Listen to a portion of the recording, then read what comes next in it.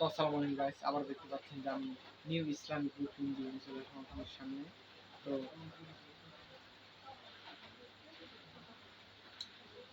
তো অনাচার অর্থহীন অনাচার আচার অনুষ্ঠান, কন্যা শিশুকে জীবন্ত পুঁতে ফেলার মতো জঘন্য অপরাধ ছিল সেই সময় নিত্য ঘটনা। মক্কার কাবা ঘরে ছিল অসংখ্য মূর্তি পূজার নানা স্বতন্ত্র নীতি ছিল। গোত্রে গোত্রে বিরোধ ছিল, জাতির জীবনে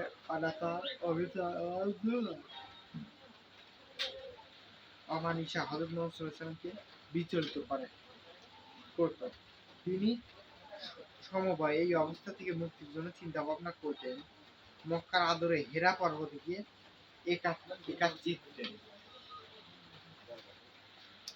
একাচিত্তে আল্লাহ ধ্যানে আত্মনিয়োগ করতেন।